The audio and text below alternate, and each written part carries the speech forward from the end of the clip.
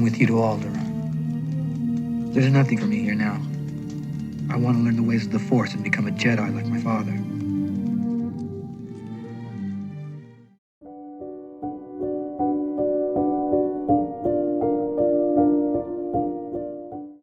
With his second feature, American Graffiti, in post-production in the spring of 1973, writer-director George Lucas began shopping around a 13-page treatment for a science fiction fantasy film. It was a mashup of ideas, with influences ranging from Flash Gordon to Japanese director Akira Kurosawa's The Hidden Fortress. It was filled with strange names, places, and terms. United Artists passed, as did Universal Pictures, and then Disney. Studio executives, peering through the hazy outline of Lucas's idea, could not see the key concept at the center, what mythologist Joseph Campbell refers to as the monomyth in his seminal 1949 book, The Hero with a Thousand Faces. It has since come to be known as The Hero's Journey. 20th Century Fox studio president Alan Ladd Jr., believing in Lucas despite the lackluster results of the filmmaker's 1971 debut, THX 1138, took a chance and gave Lucas $150,000 to write and direct the film. When American Graffiti opened in August to critical and commercial success, Lucas had the leverage necessary to gain a bigger studio investment in what would become Star Wars. Ladd may not have understood Lucas's vision, but his confidence in the young filmmaker paid historic dividends. Throughout a 3-year writing process ending in the spring of 1976, Lucas continually revised his story, most importantly after he pored over Joseph Campbell's work. Campbell, who was a literature professor at Sarah Lawrence College, specializing in comparative mythology and religion, explored in great detail how the concept of an archetypal hero engaged on a great journey spans world cultures across the millennia. Lucas tapped into a narrative structure that has fascinated human beings since the dawn of storytelling, a foundation anchoring epic works from the Odyssey to the Lord of the Rings. The changes were many over the course of 4 versions of the script, including the long and hopelessly clunky title to start 1976, The Adventures of Luke Starkiller, as taken from the Journals of the Whills, Saga 1, Star Wars. By the time the film went into production 3 months later, Lucas had stripped the title to The Star Wars and then simply The Star Wars. The story that was eventually filmed blended Lucas's original ideas with Campbell's foundational elements and Kurosawa's The Hidden Fortress, a film about 2 often funny peasants who, after an uprising, are discovered by a mysterious man, and the 3 end up going with a general and a princess to a hidden fortress containing a vast amount of gold. The parallels to Star Wars, such as the peasants being replaced by C-3PO and R2-D2, and the hidden fortress becoming the Death Star, are striking.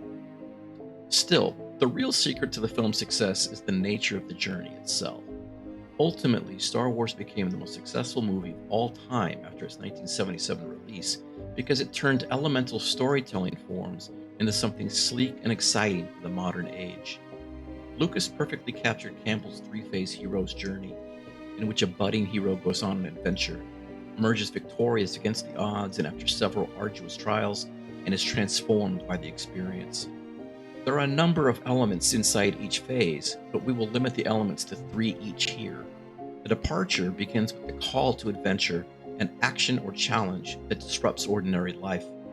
Luke Skywalker is presented as an orphan raised by his aunt and uncle on Tatooine, a remote desert planet. He is frustrated and yearns for something more meaningful. It just isn't fair.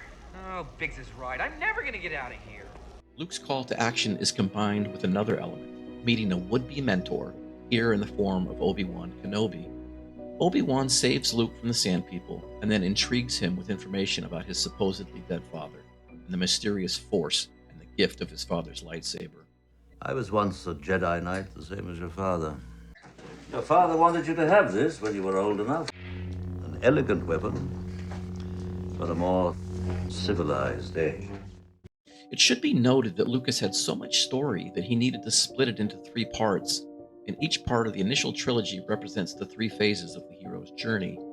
In Star Wars, Lucas combines all elements into a single phase to make for a cohesive story that stands on its own. It is a hero's journey within a hero's journey.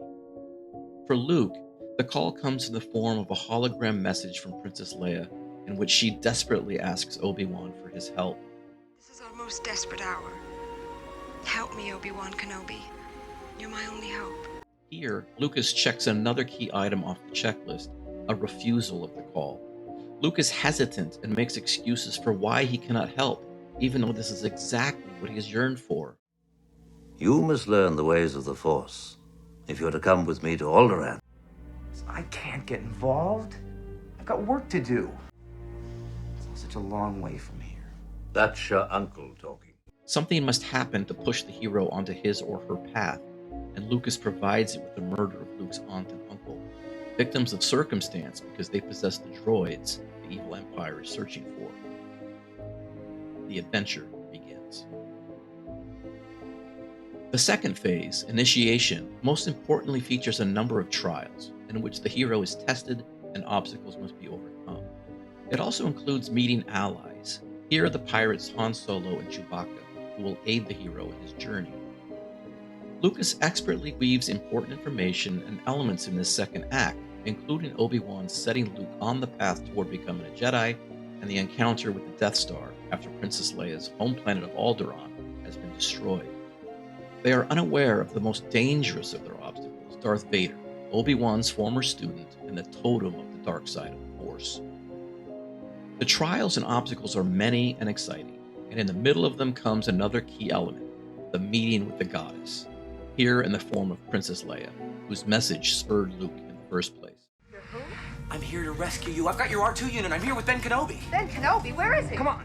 They must evade stormtroopers, a trash compactor that nearly crushes them, more stormtroopers, chasms within the Death Star, and a run-in with Vader, the symbol of evil who kills Obi-Wan as Luke watches.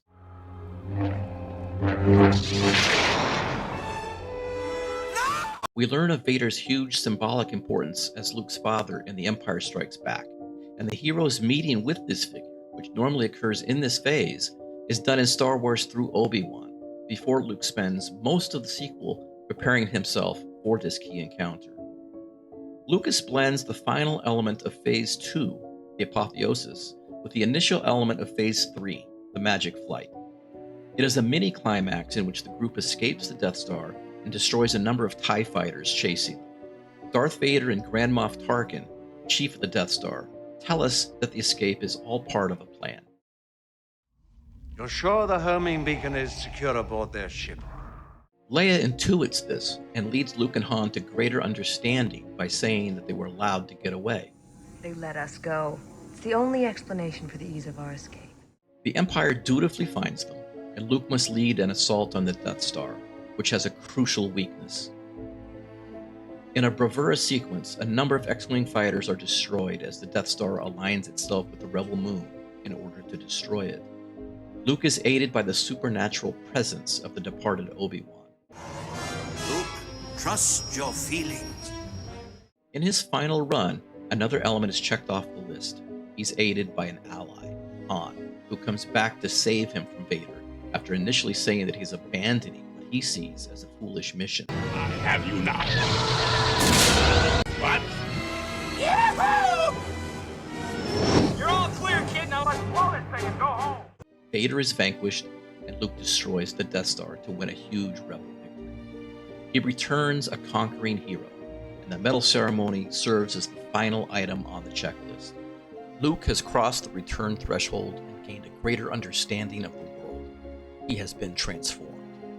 The stage is set for Luke to fully complete the hero's journey, in which he is free to live peacefully in the moment after conquering all that was set in his path. We know where that